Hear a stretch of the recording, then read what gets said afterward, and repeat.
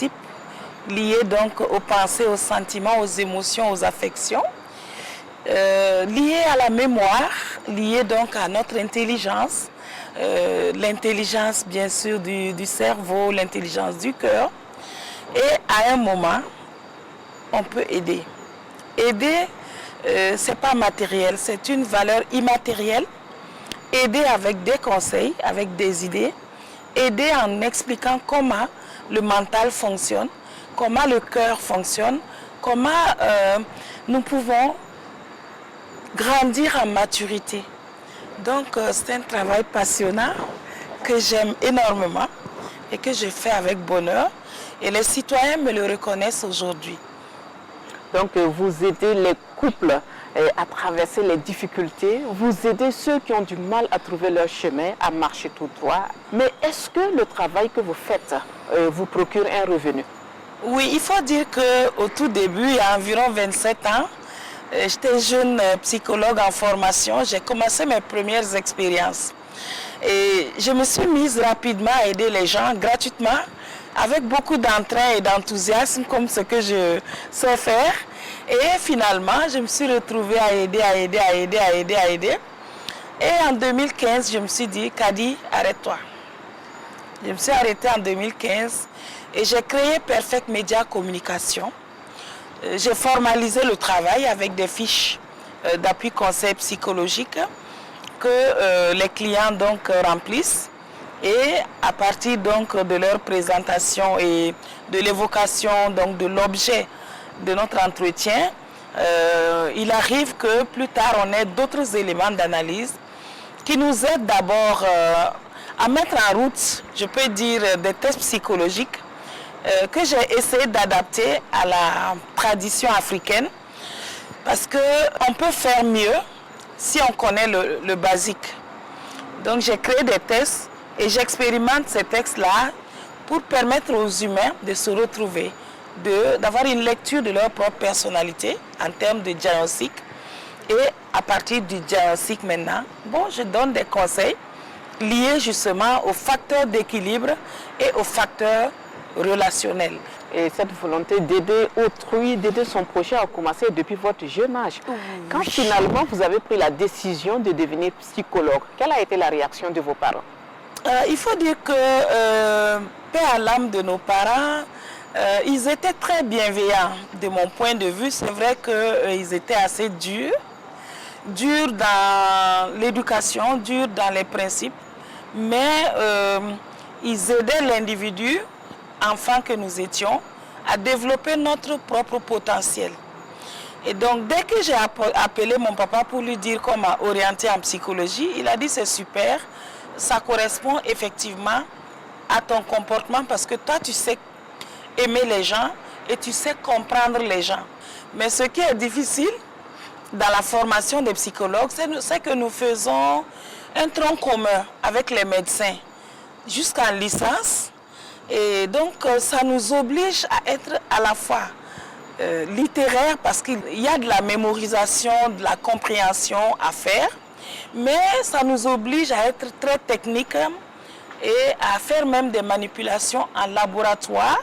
Donc, nous, on a appris à utiliser les bistouris, à enlever, je peux dire, le cœur d'un lapin et tout ça dans les labos avec les médecins. C'est vraiment scientifique. C'est scientifique et aujourd'hui, nous sommes heureux de travailler avec des médecins qui comprennent le lien qu'il y a entre le psychologique et le physiologique et nous sommes à l'aise pour accompagner les gens. Vous êtes aussi conseillère familiale. Il faut le dire, votre vie n'a pas toujours été un long fleuve calme. Vous avez vécu beaucoup de difficultés, tant dans votre vie professionnelle que dans votre vie affective, bien sûr. Et vous avez été marié, divorcé. Aujourd'hui, vous êtes dans un foyer. N'est-ce pas le cumul de toutes ces expériences, bien sûr, cumulées avec la formation professionnelle que vous avez reçue en tant que psychologue, qui fait de vous une personne à même de conseiller les gens, surtout en ce qui concerne leur vie de famille? Oui, parce que la vie de famille, il faut le rappeler, la famille est la cellule élémentaire de la société. Pour peu que la cellule élémentaire de la société se porte bien, en tout cas, on peut présager que la société se portera bien. Maintenant, dans la pratique, ce n'est pas évident du tout. Moi, j'ai vécu une vie très difficile. J'ai beaucoup appris et j'ai écrit le livre « Rompre le silence », dans lequel, justement, le livre se termine par un poème qui décrit un peu comment vivre avec un homme discordant. Il faut être obéissant. Et comme nous avons appris à être obéissant à la maison, c'était très facile d'être obéissant. Mais les violences conjugales m'ont fait fuir le foyer. Et quand je suis revenue à Ouaga, ici, il y a 12 ans, les gens m'ont dit, tu quittes ton foyer, attention. J'ai dit oui, bon, parce que je ne peux pas vivre avec un homme qui me frappe, qui me casse la gueule et qui s'en fout. Et je suis venue, je me suis mise à bosser comme un âne. J'ai fermé les yeux pour être père et mère pour mes enfants. Et j'ai attendu, parce qu'il faut connaître la loi. J'ai attendu les 3 ans réglementaires de ferme séparation avec l'homme avant d'introduire ma demande de divorce. Malheureusement, bon, le papa de mes enfants est décédé. Et puis bon, je me suis remariée avant cela.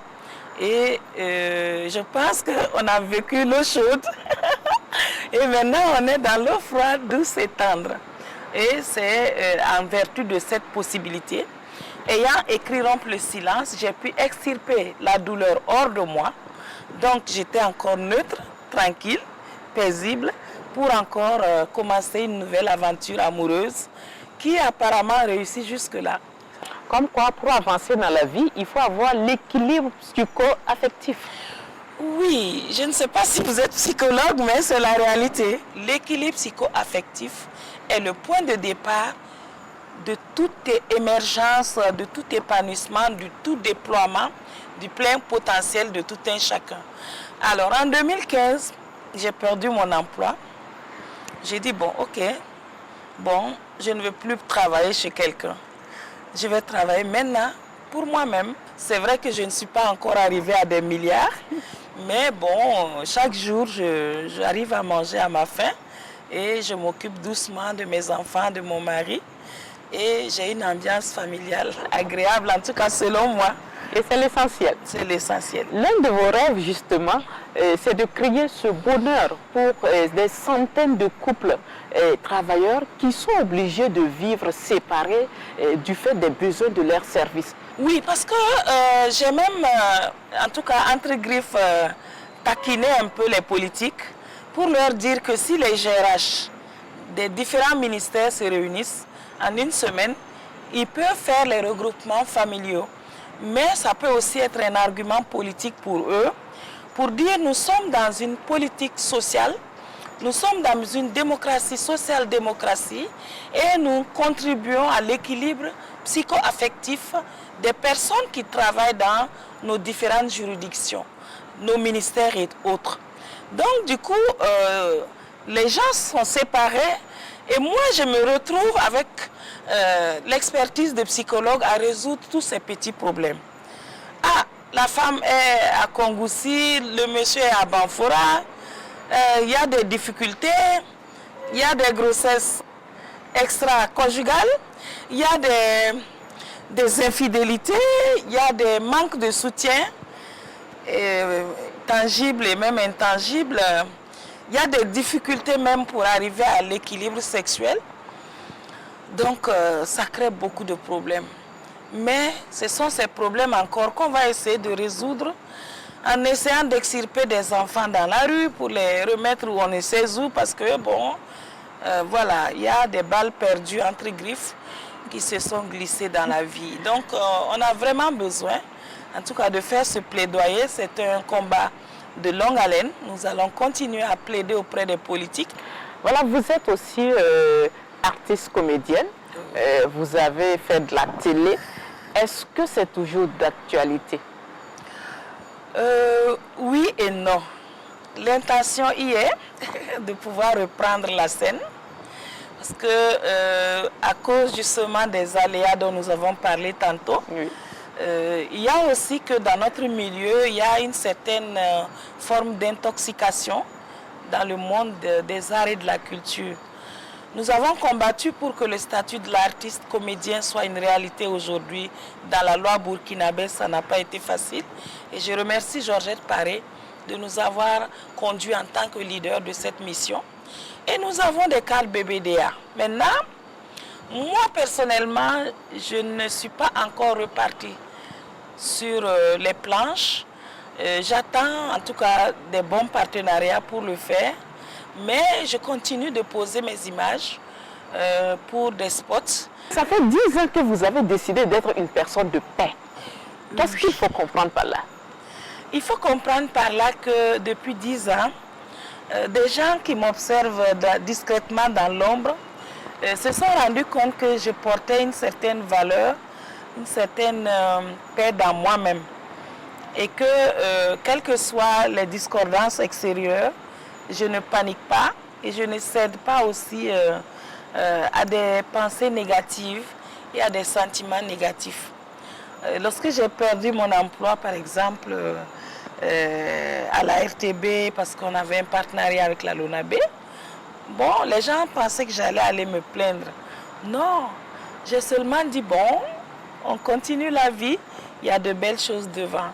J'ai perdu un contrat au théâtre, parce que les gens n'avaient pas pu respecter leurs paroles. Et puis bon, j'avais mobilisé une dizaine de personnes. J'ai dit, bon les amis, moi je pars. Hein? J'ai aussi perdu un contrat et ça m'a même poussé à être découragée intérieurement et à quitter le pays. Mais j'ai dit, je vais à l'aventure et puis je me suis mariée, je suis partie. L'un dans l'autre, garder son sourire, garder sa paix, aide en fait à transcender les difficultés qui nous environnent et à rester focalisé. Et là, je le suis. Je suis focalisée sur mes objectifs et rien ne me distrait. Si j'ai un objectif, je pense à mon objectif tous les jours, sans relâche, et j'applique ce qu'on appelle la prière du cœur. Donc, il y a 10 ans, on m'a distingué ambassadeur de paix. La Fédération pour la paix universelle m'a distingué. Et bon, quand il y a des réunions, en tout cas pour la promotion de la paix, il arrive en tout cas qu'on m'invite, que ce soit avec le H-Kroon, que ce soit avec WANEP Burkina. Bon, je donne quelques petites formations. Et puis bon, voilà, modestement, j'apporte ma pierre là où on a besoin de moi, à partir de ce que je suis. Et parce que quand on fait ce qu'on aime et ce qu'on est, on a moins d'efforts à fournir. Et le psychogramme est en harmonie avec ce qu'on fait. Il n'y a pas de contraste intérieur. Mais quand on fait des choses simplement pour copier les autres ou pour ressembler aux autres parce qu'on est jaloux ou envieux, en général, on réussit peut-être moins bien. Moi, je suis à l'aise dans ma paix et je la garde partout où je passe avec le sourire qui est mon meilleur vêtement. Parce que bon, le sourire est le plus beau vêtement d'un être humain et c'est ça qu'on donne et c'est ça qu'on voit quand on passe. Bien sûr. Il y a par contre des gens qui n'arrivent pas à se relever de ces difficultés-là. Le divorce, des difficultés de la vie. Que pouvez-vous dire à ces personnes? Oh oui, il faut dire aux personnes que, en fait, je vais être obligée de faire intervenir une notion qui est purement religieuse, qui n'a rien à voir du tout avec la psychologie. Mais on peut l'expliquer psychologiquement. Imaginez qu'on dise que dans l'être humain, il y a ce qu'on appelle les mouvements involontaires. D'où nous vient cette volonté? Et ces mouvements involontaires sont commandés par l'hypothalamus. Et c'est l'hypothalamus, par ses commandes, qui fait la fonctionnalité des glandes endocrines. Et les glandes endocrines sont justement nos invisibles gardiennes. Parce que c'est grâce aux glandes qu'on a la température à 37 degrés, l'équilibre des hormones, la digestion, le battement cardiaque, la circulation sanguine, le système lymphatique et tous ces systèmes qui sont coordonnés et qui nous appellent sans qu'on ne le sache. Ce système n'est pas commandé par l'humain en toute conscience. Qui commande ça? Moi, je dis Dieu, parce que je suis psychologue et j'ai une certaine foi. Maintenant, les personnes qui sont désespérées doivent se mettre en équilibre et se dire qu'en réalité, il y a un système invisible, même en nous, qui nous maintient. Vous n'allez pas pleurer les pleurs d'hier. Vous allez vous remettre. Et puis bon, hier c'est passé, vous allez dormir. Dans le sommeil, vous aurez des rêves. On étudie le sommeil en psychologie. C'est un grand facteur d'équilibre, le sommeil. Lorsqu'on dort bien, on se réveille inspiré. Voilà. Et là, quand je vais analyser le rêve, vous verrez, il y a le rêve prémonitoire, il y a aussi le rêve initiatique, et il y a le rêve qui est simplement une réaction. Une personne paisible comme moi, vous verrez par exemple dans mes rêves émotionnels, de la violence. Je vais boxer quelqu'un, je vais insulter quelqu'un, mais quand je suis réveillée, je ne le ferai pas. Ça dit que le subconscient ou l'inconscient me répare intérieurement et m'apaise. J'aurai une réplique dans la nuit qui me permet de rester paisible dans la journée. Et vous verrez que les personnes, souvent qui sont paisibles, aiment par exemple le catch ou bien la boxe. Parce que c'est concret. Et quand on regarde ça, on dit « Ah, à gauche !» Parce qu'en réalité, ça nous permet de sortir ce que nous ne faisons pas au quotidien, mais d'esquiver ça et de sublimer ça, ce qui est purement psychologique et réparateur. Parlez-nous de ces 4 minutes de paix que vous tentez de faire appliquer par les jeunes couples. Ah, merci beaucoup. Alors, dans mes recherches personnelles, j'ai retrouvé que chez beaucoup de gens, les gens appliquent ce qu'on appelle les 4 minutes de paix. Le matin au réveil, les gens demandent donc à l'époux ou à l'épouse, comment tu vas? Est-ce que tu as bien dormi? Est-ce que tu es en pleine forme? Est-ce que tu es heureuse à ma compagnie ou heureux à ma compagnie? De toute façon, s'il y a des aspects qui ne marchent pas, tu as un cerveau, j'ai un cerveau. Si on met nos cerveaux ensemble, on réfléchit, on trouvera une solution. Je te souhaite une belle journée. Ensuite, à midi ou au moment du repas, parce qu'on prend une pause quand on travaille, ah, c'est la pause, hein, on peut appeler ou se voir. Tu as eu à manger? Ah, moi aussi, je suis en train de faire quelque chose ici avec mes amis et mes collègues. Je te souhaite bon appétit. Le soir venu, on s'appelle ou on se voit. Ah, moi, j'ai fait une journée de travail. J'espère que toi aussi, tu as eu vraiment une journée remplie. De toute façon, si tu as pu faire quelque chose formidable, s'il y a des aspects que tu n'as pas pu résoudre, c'est pas grave, demain est un autre jour. En tout cas, merci pour la journée de travail. On se retrouve tout à l'heure à la maison et puis on va peut-être manger et puis éventuellement dormir. Et au moment de dormir, il faut se souhaiter bonne nuit et doux rêve. Et même si possible, accompagner la nuit avec toutes les bonnes grâces, en tout cas d'une sexualité épanouissante. Merci pour ces leçons que nous allons tenter d'appliquer dans nos couples. Je vous souhaite ça et plein succès à tous les couples parce qu'il arrive que des gens divorcent en continuant à s'aimer. Et moi, quand on a la chance peut-être de rencontrer une personne qui tient véritablement à la réussite des couples, je vais tout faire pour qu'on puisse faire sortir l'amour là et puis le rendre manifeste. C'est vrai que souvent je peux mettre 8 mois d'accompagnement jusqu'à ce que nous ayons des résultats, mais je ne voudrais pas qu'on divorce sur coup de tête. Je voudrais qu'on divorce parce que vraiment on ne peut pas vivre ensemble. Mais tant que je n'ai pas passé tout ça au pain fin, moi-même personnellement je ne suis pas satisfaite. Et souvent, bon, je conseille et puis bon, ça marche. Et les gens mettent les mécanismes en place, mais bon, tout ça, ça va dans le donner, le recevoir. Je dis ça comme ça parce que lorsqu'on est vraiment sincère et honnête, on a plus de recevoir. Mais quand on n'est pas sincère et honnête, bon, on met en silence certaines vérités. Nous, on ne peut pas fouiller et sortir ça parce que le psychologue, ce n'est pas un juge. Il ne va pas vous juger ni vous condamner. La preuve, il arrive qu'on accompagne par exemple un obsédé sexuel ou une personne déréglée qui est masochiste ou sadique en sexualité, etc. Mais bon, on sait vraiment garder notre paix intérieure et faire sortir le beau qu'il y a en chacun. Vous êtes une personne de paix. Est-ce qu'il vous arrive d'avoir des moments de doute? Oui, je suis comme tous les êtres humains. Je suis une personne très sensible. Je peux dire que je suis même hypersensible. Et avec moi, souvent, même les mots, il faut bien les choisir. Et avec moi, ayant une très grande mémoire, je n'oublie pas. Donc, il faut choisir les mots qu'on va me dire. Il faut choisir les intentions qu'on va me dire. Et il m'arrive d'avoir des moments de doute. Parce que on va toujours crescendo par bon qualitatif. Et une personne qui effectivement se vautre dans l'autosatisfaction n'évolue pas.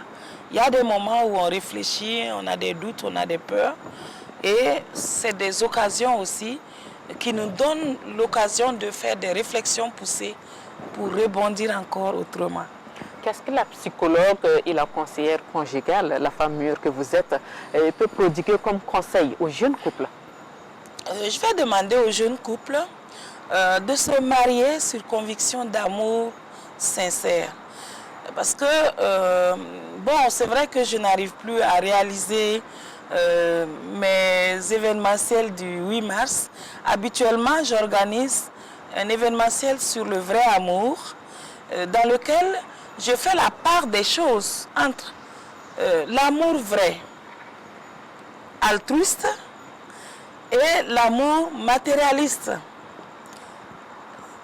C'est vrai que c'est bon de penser au matériel, mais ceux qui se sont mariés par amour matérialiste, les besoins se sont augmentés jusqu'à tel point qu'ils n'ont pas pu véritablement tenir la barque. Mais quand on se marie sur conviction amoureuse, d'un sentiment vrai, on trouve toujours des ressources intérieures pour pouvoir rebondir en cas de difficulté. Même certaines situations d'infidélité peuvent être surmontées.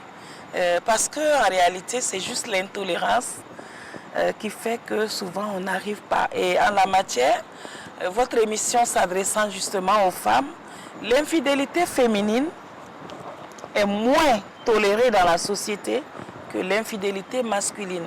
L'un dans l'autre, je conseille donc aux jeunes de savoir raison garder, de ne pas faire d'excès, parce que la malcause détruit la relation. Les violences physiques détruisent la relation et le fait de vouloir absolument que l'autre soit comme un objet, la possession, détruit l'amour. Soyez plutôt bienveillants, altruistes. Faites l'effort de comprendre l'autre, même si on ne peut pas comprendre une femme. Essayez de piocher quelque chose pour essayer de comprendre une femme, parce qu'une femme varie selon la lune. Et vous savez que les façades de la lune varient au moins 8 fois dans le ciel. Donc il y a peut-être plusieurs variétés d'expression de la même réalité chez la femme. Mais c'est ça aussi la femme, et ça a son piquant. Et lorsque la femme, par exemple, traverse la période féconde, et elle est joviale, expansive, elle est pleine de vie, d'amour et d'harmonie, ben profitez-en pour lui faire un bébé. Voilà, et votre amour sera plus renforcé. Et quand elle est triste, parce qu'elle est en période de règles, il faut être très bienveillant, parce que c'est une période où elle est nerveuse, bagarreuse, mais c'est juste la période, c'est à cause des hormones. Il faut comprendre ça.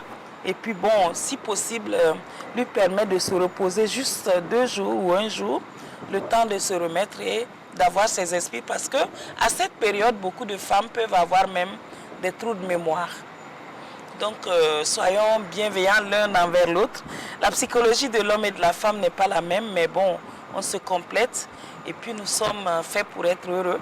Et le bonheur se crée par les pensées, les sentiments et les actions, les petits gestes au quotidien. En parlant de bonheur, quels sont vos moments de distraction? Alors, moi, j'aime lire. Je suis une grande lectrice. Je lis beaucoup. Et je tire beaucoup de mes connaissances dans les livres. Et j'aime beaucoup les écrits africains. J'ai aussi beaucoup de grandes convictions.